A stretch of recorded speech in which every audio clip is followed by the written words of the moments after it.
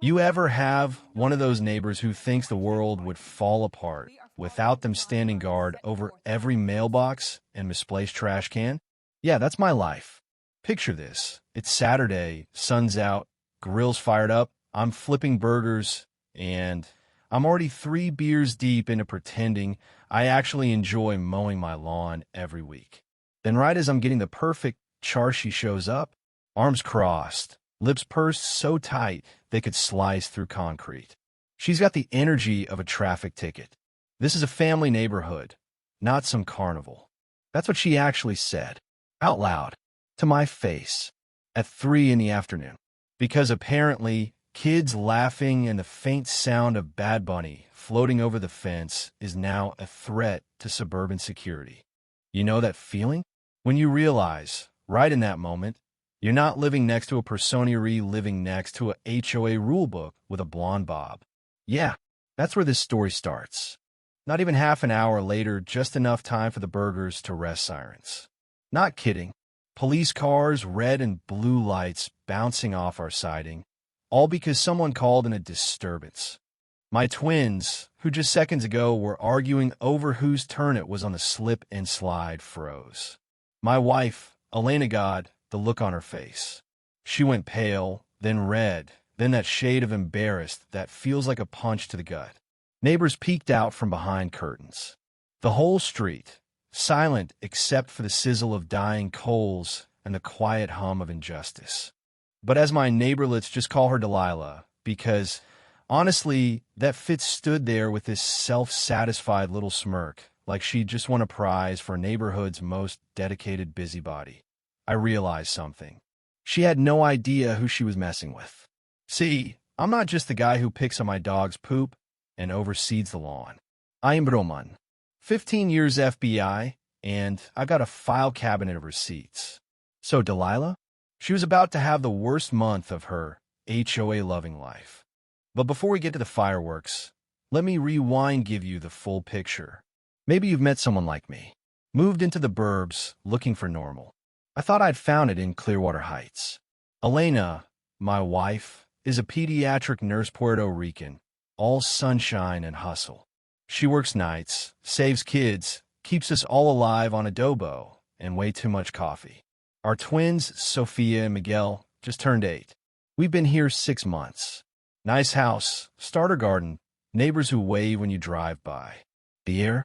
It's new asphalt and cut grass with a hint of cilantro from Elena's little patch by the kitchen window. Then, of course, there's Delilah. Picture a haircut so sharp it could probably call the cops itself. Real estate agent smile, but her eyes never smile with her mouth. Her husband, Bryce, always in a suit that looks slept in, government parking pass on his dashboard. They live on the corner, security cameras pointed in every direction except at themselves. After that barbecue incident, I knew things were about to get fun. Not for me, for her. So, the police thing, let's just get that out of the way. They come up the driveway, try to look anywhere but at my kids' disappointed faces. Officer Martinez, poor guy, apologizes before he's even finished his first sentence. Noise complaint, he says. The neighborhood's silent. Kids stop playing. My wife's hospital friends put down their plates like maybe they should have stayed home. I flash my badge habit, really. Martinez's eyes go from professional to, oh, great. I'm in the middle of some neighborhood Cold War. He glances over to Delilah's house, where she's standing with her coffee mug, living her best Truman Show life. After the cops leave, my kids are confused, Elena's embarrassed, and I'm mad, quiet mad, the kind that doesn't yell but takes notes. Monday morning, the fun escalates. Elena checks the mail-certified letter, heavy enough to feel like a threat. Inside, notice of violation, in bold red letters. I wish I was making this up. Grass too tall, 2.1 inches, limit is 2.5. Basketball hoop? Too close to the sidewalk, apparently. Noise complaints, multiple sources, $200 fine, $25 every day until we comply. I measure everything because that's what the FBI trains you to do. Nothing is out of order. These violations are pure fiction. You need photos, signatures, real evidence. None of it's there. Through the kitchen window, Delilah raises her mug again. The smirk says it all. I swear, I could smell her satisfaction mixed in with Elena's stress cooking. Garlic, onion, frustration. Now, some people would pay the fine just to keep the peace. But I'm not some people. If Delilah wanted war, she was going to get it. 3 days later, it's round 2. Elena comes in waving another letter this time. She's shaking. More violations. Unauthorized window decorations, my daughter's Father's Day card seriously. Scooters improperly stored. The kicker, improper display of foreign cultural symbols. That's code for the Puerto Rican flag hanging next to the American one. Daily penalty, $50 per offense. The letter reads like a threat. It's not about rules. It's about making us feel unwelcome. And you know what? I've seen this before. Civil rights cases selective enforcement is always about who someone thinks doesn't belong. Elena points out the Johnsons have their RV on the curb. The Martinez family's got a Mexican flag twice as big. Mrs. Park's wind chimes actually make noise at 6 a.m. Delilah's only got eyes for us and anyone who doesn't fit her vision of suburbia, USA. So I start documenting. Photos, measurements, notes, and I do a little recon. Turns out Delilah's enforcement is surgical-only families that aren't white get citations. The rest? Nada. This is Fair Housing Act territory, and I know my rights. I show up the next HOA meeting. It's a depressing little gathering in a room that smells like burnt coffee and anxiety. Delilah's at the head, folder of violations ready. I walk in honestly, never enjoyed making a room uncomfortable more in my life. Actually, I'm here to discuss procedural violations. I say, calm as a summer afternoon. I lay out every rule she's broken. No photos, no proper vote, no signatures, no nothing. She starts to sweat. The rest of the board suddenly can't look at her. Then I go for the jugular. You've been targeting minority families. That's a federal civil rights issue. Would you like me to list everyone? A couple of board members are already texting, probably their lawyers. But I'm not done. Oh, and by the way, your house. It's technically outside the HOA boundaries. You've got no legal authority over half of what you're enforcing. Her mug freezes midair. Meeting adjourned. But Delilah isn't someone who learns. She's someone who doubles down.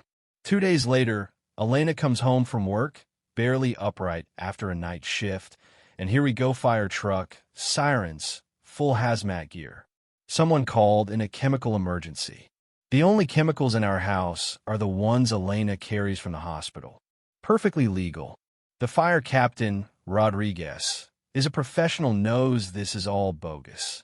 He even pulls me aside, mentions it's the second time in 3 weeks. Same anonymous voice, same types of families. There's a pattern.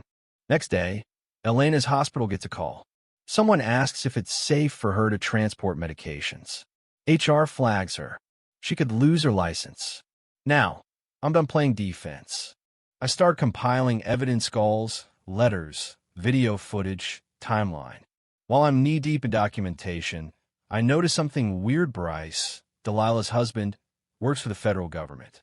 He's acting nervous, making calls, mentioning security clearance reviews. A couple days later, we wake up to find a for sale sign on our lawn. Not ours, Delilah's real estate company, with a fake listing online that says we're forced to relocate due to safety violations. My kids see it. My son asks if we're moving. I have to lie to my own kid because of this woman's games. That's when I realize she's not just trying to make us miserable, she's trying to force us out so she can profit. But here's where karma starts paying attention. Every fraudulent listing, every fake emergency call, every bogus report, I am collecting it all. What she doesn't know is her husband, Bryce.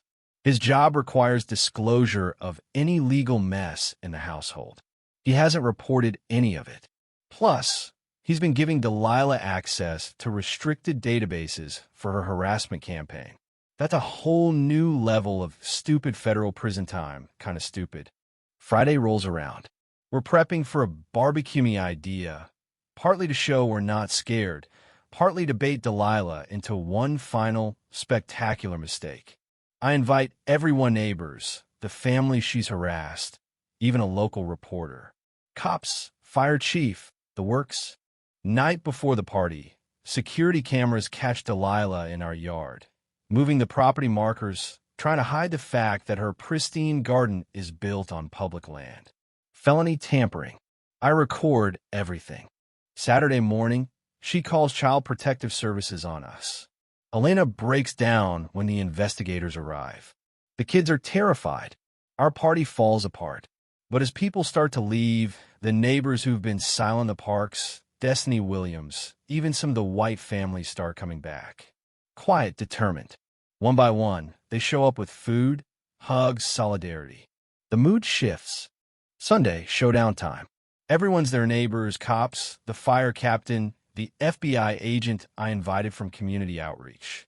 Delilah storms in, folder full of violations, demanding we shut down our gathering. She accuses us of everything noise, chemicals, being not right for the neighborhood. Her racism is on full display, and this time, everyone's watching. Her husband arrives, sees his career collapsing in real time. The moment is too perfect. I pull out my badge, tell everyone exactly who I am, and lay out the whole case: harassment, fraud, database abuse, the works. Cops arrest Delilah. The FBI agent takes Bryce into custody for security clearance violations and computer fraud. Neighbors cheer. 6 months later, the house Delilah tried to use to destroy us is ours. Elena's parents move in. We build the kind of home she tried to erase. The new HOA board refunds every bogus fine and sets new rules to prevent future abuse. Elena gets promoted. I get promoted.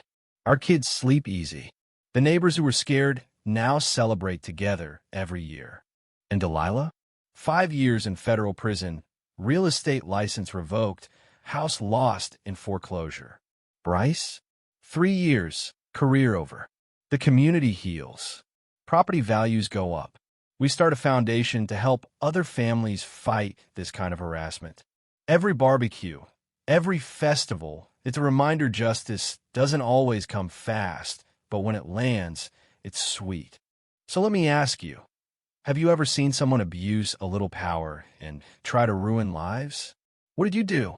Where do you draw the line between standing your ground and fighting back? Drop your own nightmare stories below, because no one should have to face this alone. Sometimes, the best revenge really is building the community they tried so hard to destroy.